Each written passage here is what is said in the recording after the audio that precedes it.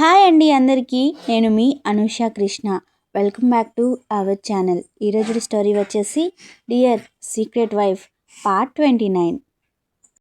ఐసీయూలో ఉదయం వెలుగు మెల్లగా జారుతుంది. పక్కపక్కనే 3 బెడ్లు. ఒక దాంట్లో తన్వి, మిగతా రెండిట్లో వినయ్, తనిష్. మిషన్ల శబ్దం ఇప్పటికీ ఉంది, కానీ ఆ శబ్దంలో భయం లేదు. జీవితం తిరిగి నడక మొదలెట్టినట్టు ఒక స్థిరమైన లయ ఉంది. తనిష్ ఇంకా స్పృహలోకి రాలేదు. తన్వి ముందు రిషి నిలబడి ఉన్నాడు. అతని కళ్ళల్లో నిద్ర లేకపోవడం వల్ల అలసట ఉంది, కానీ ఆ అలసటని తన్వి మీద ఉన్న ప్రేమ డామినేట్ చేసింది. అతని ముఖమంతా తన ప్రాణం తనకు తిరిగి దక్కిన ఆనందం ఉంది. ఎలా ఉన్నావమ్మా? భానుమతి, శరత్చంద్ర ఒకేసారి అడిగారు, తన్వి చేతిని ఇద్దరి చేతుల్లో హోల్డ్ చేస్తూ. బాగున్నాను, చిరునవ్వుతో బదిలిచ్చింది తన్వి. ఆ చిరునవ్వులో నా అన్నయ్యను నేను కాపాడుకున్నాను అన్న సంతృప్తి. చూసారా, నా కూతురు, గర్వంగా చెప్పింది భానుమతి. ఆమె గొంతులో కన్నబిడ్డలు ఇన్నేళ్ల తర్వాత దగ్గరైనందుకు, పెద్ద ఉపద్రవం తప్పిపోయినందుకు సంతోషం తొంగి చూస్తుంటే, చిన్నగా నవ్వి తన్వి ఫోర్ హెడ్ మీద కిస్ చేశాడు శరత్చంద్ర. ఇన్నేళ్ల తర్వాత మీ ఇద్దరూ ఇలా మాకు దగ్గరవుతారని అస్సలు ఊహించలేదు అన్నాడు శరత్చంద్ర. ఆ మాటలు పూర్తిగా అతని నోటి నుంచి రాలేదు, భావోద్వేగంతో గొంతు పూడుకుపోవడం వలన. ఇంతలో నర్స్ వచ్చి తనిష్ స్పృహలోకి వచ్చాడు అన్నది. తనిష్ని చూడటానికి అతని బెడ్ వైపు కదిలారు శరత్చంద్ర దంపతులు. 3 బెడ్లు మధ్యలో తనిష్. ముఖం కొంచెం తెల్లగా ఉంది. చేతికి డ్రిప్, కీమో వల్ల ఊడిన జుట్టు. ఛాతీ నెమ్మదిగా పైకి కిందకి కదులుతోంది. శరత్చంద్ర ఒక్క అడుగు ముందుకు వేసిన ప్రతిసారి అతని గుండె గట్టిగా కొట్టుకుంటోంది. ఇంతకాలం మిమ్మల్ని నేను గుర్తించలేకపోయాను. అతని మనసు అరుస్తోంది బాధతో. భానుమతి నెమ్మదిగా బెడ్ పక్కన కూర్చుంది. వణుకుతున్న చేతులతో తనిష్ చేతిని పట్టుకుంది.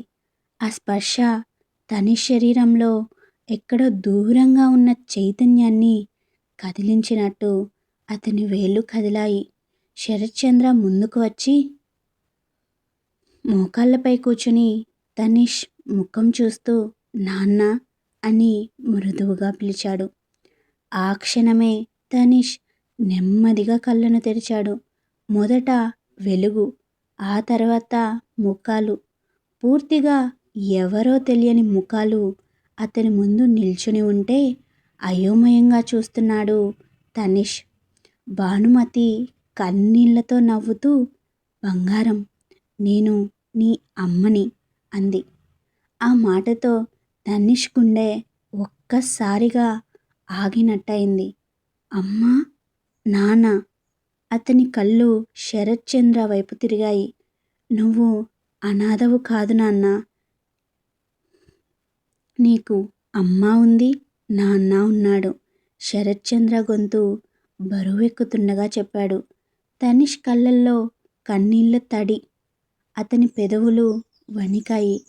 అయితే ఇన్ని రోజులు నేను ఒంటరిగా. తనిష్ మాట పూర్తి కాలేదు. లేదు, ఎవరో చేసిన తప్పు వల్ల నువ్వు దూరమయ్యావు. శరత్చంద్ర వెంటనే అన్నాడు. అప్పుడే కారులో ప్రయాణిస్తున్న ఒక వ్యక్తి వికృతంగా నవ్వుతూ, చాలా పెద్ద తప్పు చేశావు వినయ్. నీ టిష్యూస్ డొనేట్ చేసి వాళ్ళని కాపాడాను అనుకుంటున్నావు. ఇప్పుడే నా అసలు ప్లాన్ స్టార్ట్ చేస్తాను అనుకుంటూ కార్ దిగి ఇంట్లోకి వెళ్ళాడు. కాఫీ తీసుకురానా? తల వంచుకుని అడిగింది అతని భార్య మహేశ్వరి. ఆమె వైపు ఒక సీరియస్ లుక్ విసిరి పైకి వెళ్ళిపోయాడు అతడు. కొడుకు దూరమైన భర్త ప్రేమ దొరికితే చాలు అనుకుంది. కానీ కొడుకు దూరం అవ్వగానే భర్త ఇలా మారిపోతాడు అని అనుకోలేదు. మహి అని అతను ప్రేమగా పిలిచే పిలుపు కోసం ఆమె గత 25 ఏళ్ల నుంచి ఎదురు చూస్తుంది. కానీ ఆమెకు తెలియని విషయం, అతను ఆమె ప్రేమించిన విహారీ కాదు అని.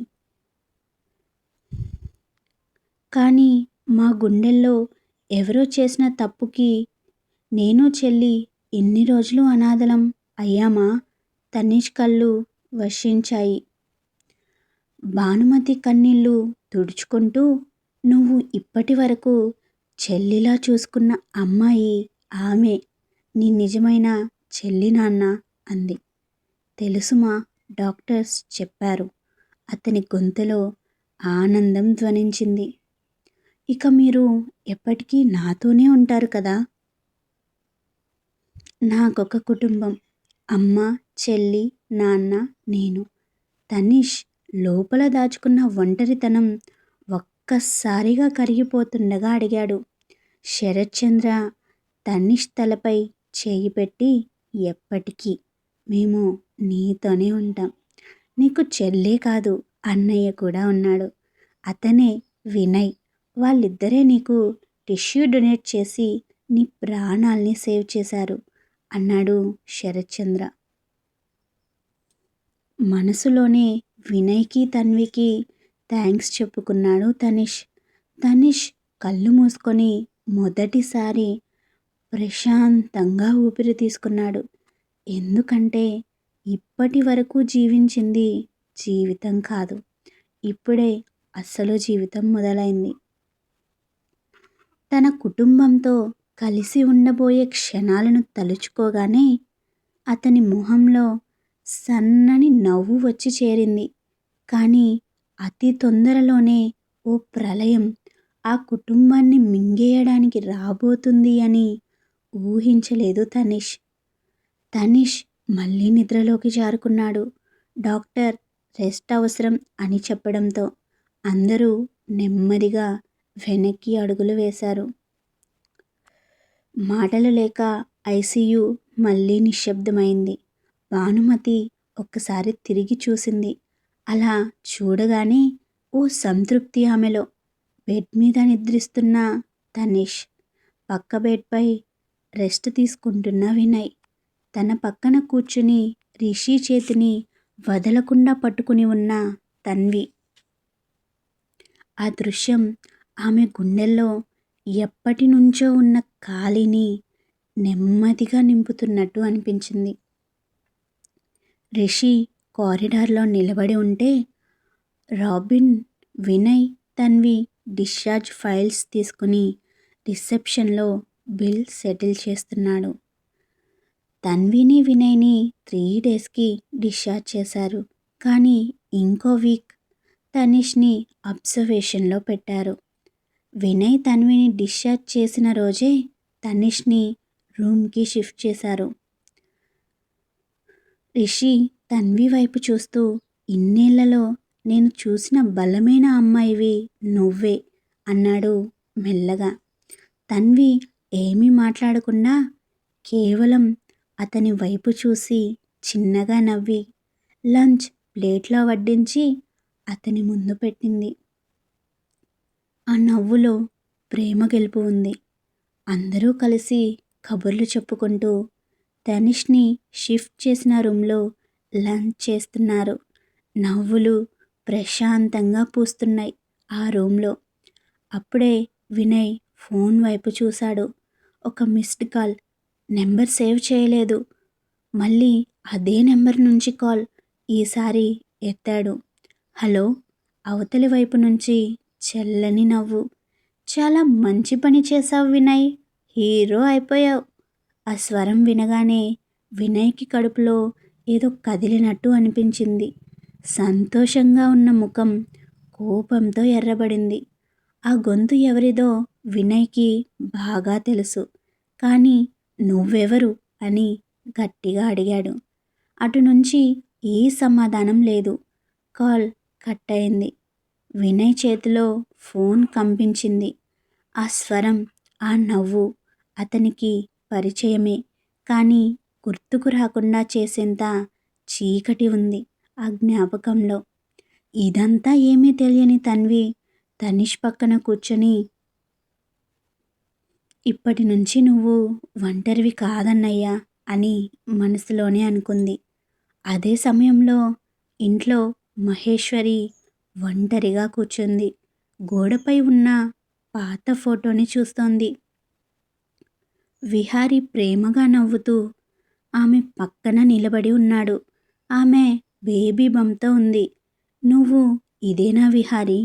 నేను ప్రేమించిన విహారీ ఎందుకు ఇలా మారిపోయాడు అని తనకు తానే ప్రశ్న వేసుకుంది. ఆ ప్రశ్నకు ఆమె మనసు సమాధానం ఇచ్చేలోపే పై అంతస్తు నుంచి అడుగుల శబ్దం. అతడు మెట్లు దిగుతూ, మహి, ఇక ఆట మొదలైంది అని చల్లగా అన్నాడు. అతను మహి అని పిలిచిన పిలుపులో ప్రేమ లేదు.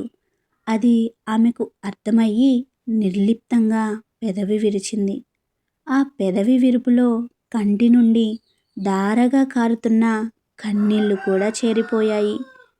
విహారీ అన్న ఆ మాటలు శరత్చంద్ర కుటుంబం మీద కమ్ముకొస్తున్న ప్రళయానికి మొదట హెచ్చరికగా మారాయి. ఐసీయూలో తనిష్ నిద్రలోనే ఉన్నాడు. కానీ బయట అతని కొత్త జీవితాన్ని కుదిపేసే తుఫాను నెమ్మదిగా దగ్గర పడుతోంది. ఈరోజు మీ అందరితో నేను ఒక విషయాన్ని పంచుకుందామని అనుకుంటున్నాను. నారి, ఇది పదం కాదు, అక్షరాలతో చేసే యుద్ధం. నారి అనే వీక్లీ మ్యాగజైన్ని మీ ముందుకు తెస్తున్నాం ఈ జనవరికి. ఇందులో మీకు నచ్చిన కథలన్నీ ఉంటాయి. Like love, emotional, women centric, thrillers. ఇలా మీరు ఒక్కో ఎపిసోడ్ కోసం వెయిట్ చేయాల్సిన అవసరం లేదు. ఎవ్రీ వీక్ ఒక కొత్త రిలీజ్ ఉంటుంది. ముందు ముందు ఇంకొన్ని జోనర్స్ యాడ్ చేస్తాం. డిస్క్రిప్షన్లో ఉన్న లింక్పై క్లిక్ చేసి వాట్సాప్ ఛానల్లో జాయిన్ అవ్వి దీని గురించి మరిన్ని విషయాలు తెలుసుకోండి. హోప్ ఇక్కడ ఆదరించినట్లుగానే మా మ్యాగజైన్ని కూడా ఆదరిస్తారు అని కోరుకుంటున్నాను.